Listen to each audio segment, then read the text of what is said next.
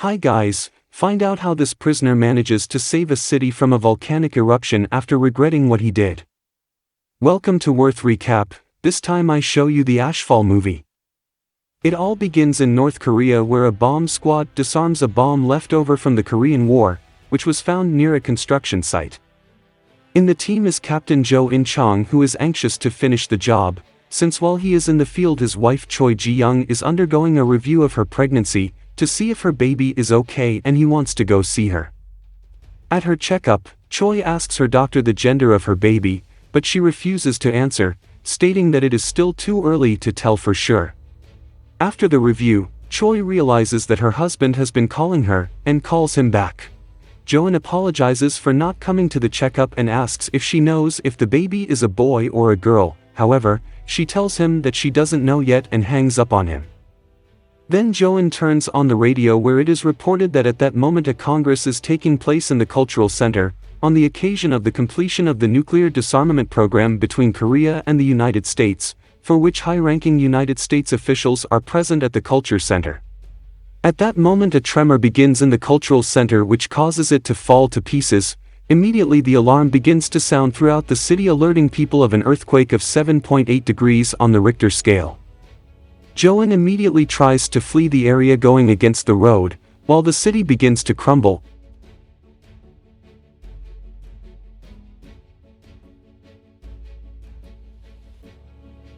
In the middle of the escape, a car crashes into him and he is forced to continue on foot while a building begins to fall near him.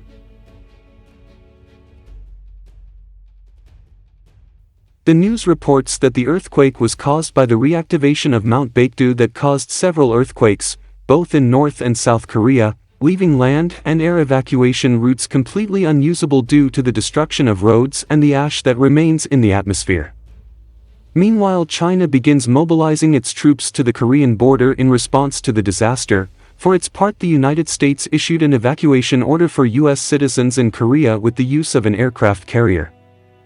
We go to a university in Korea where John Yu-kyung, secretary of the government, tries to ask geology professor Kang Bong-rae for advice, since he had predicted this disaster 3 years. However, he refuses to help them since when he published his finding they didn't believe him and just mocked him. He also plans to evacuate the country since he is a U.S. citizen.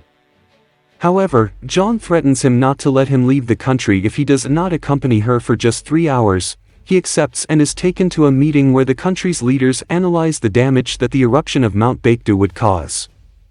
The prediction that we have assumes that the mountain will erupt 3 times in very short time intervals, the first 2 being relatively safe, and the last one very destructive since it will cause damage to 48% of the Korean peninsula. John asks Professor Kang to explain his plan to avoid the disaster, and he proposes to make a 600 kiloton explosion near one of the chambers that stores magma. This would allow its decompression by redirecting the magma towards an abandoned mine, avoiding the eruption, although the plan would only have a 3.48% success rate. The junta does not want to proceed with the plan since the explosion that is needed can only be achieved with nuclear fission, which is prohibited by peace treaties. The president meets only with Professor Kang and John and asks Kang if he thinks his plan will work.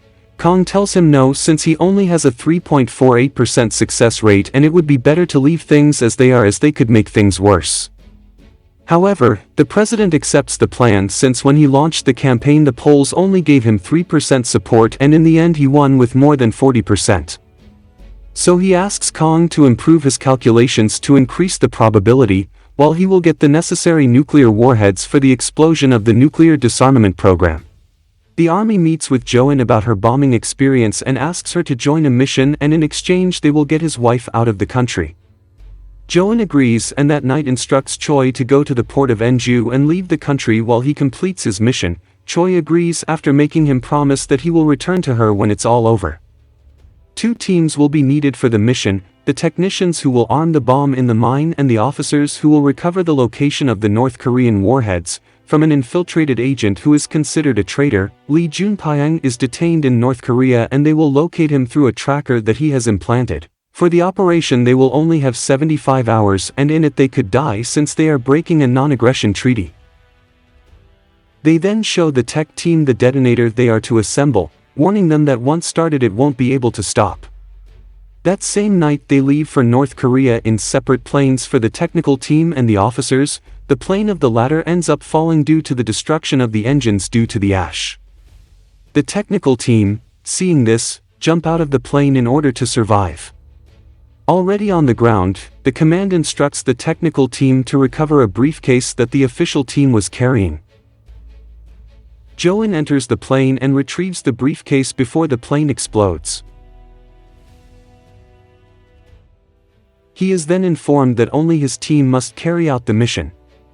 They arrive at the prison and free Lee Jun, who sees Jo-in's team as a group of children, so he steals Jo-in's map from the prison mission and then asks her to leave him alone so he can take a bath. Jo-in agrees and leaves him alone. Lee Jun removes the tracker and then memorizes the mission map to destroy it.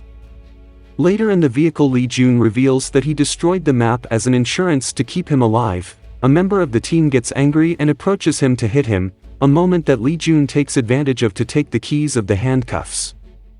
Then he asks to go to the bathroom, so he stops and a guard goes to make sure he doesn't try to escape. However, the guard is distracted for a while and Lee Jun attacks him. After taking off his handcuffs and before escaping, he leaves his tracker in the place.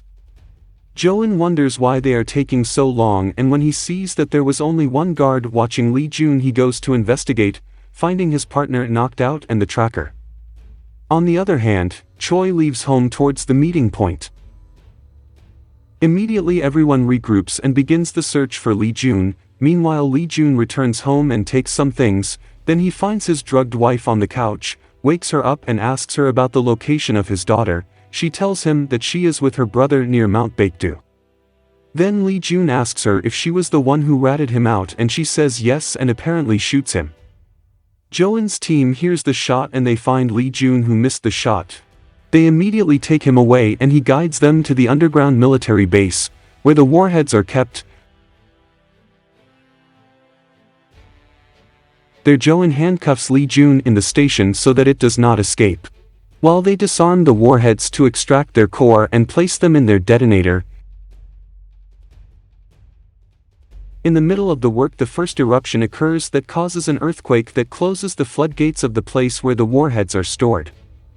Lee Jun manages to break free and stop the compartment from closing, then tries to flee the scene when he receives a call offering to fly him out of the country in exchange for the detonator. Jo-in's team has just set up the bomb, and when they go to the exit they discover that Lee Jun escaped in the only elevator in the underground base.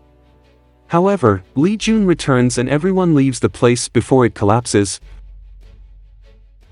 Once outside, they are attacked by American soldiers and only Min and a partner manage to escape. On the other hand, Lee Jun takes Jo-in prisoner by handcuffing him and flees from the place with the bomb. Meanwhile, at the Korean base, Professor Kong manages to achieve a 53% success rate with the explosion. But the project is cancelled since the United States does not want conflicts to be created in the East. For this reason, Kong leaves everything and goes to the evacuation point. Lee Jun tells Jo-in that he plans to hand it over to the Chinese government along with the warheads since the Korean government violated the peace treaty, and this will earn him his ticket out. However, Jo-in manages to break free and the two start a fight with the car in motion. At that moment it collides and both end up knocked out. Lee Jun wakes up first and re-handcuffs Jo-in, then they both walk to Lee Jun's drop-off point along with the detonator. They arrive at an abandoned town where they both talk like being a father.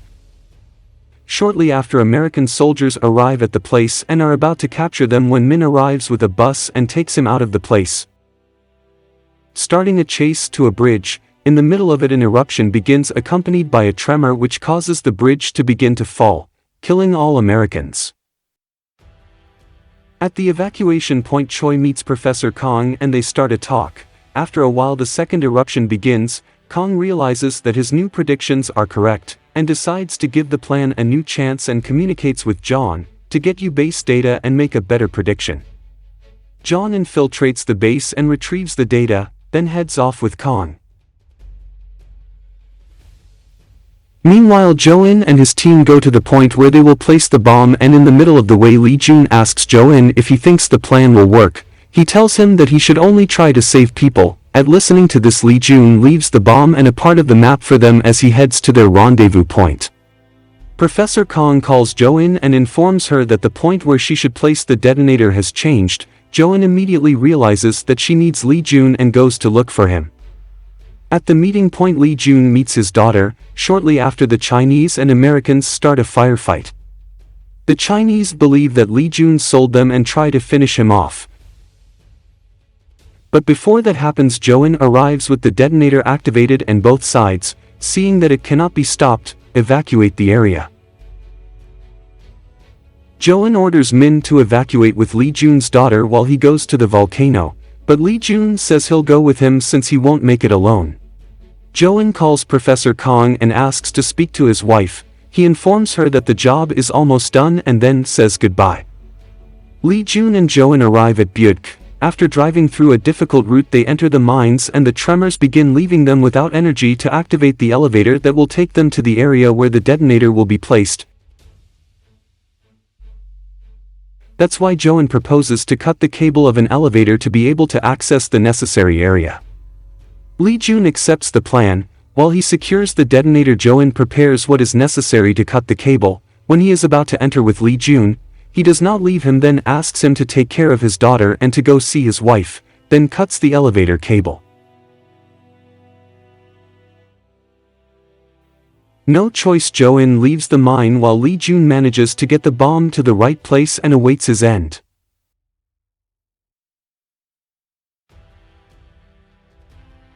The bomb explodes and the third eruption is stopped.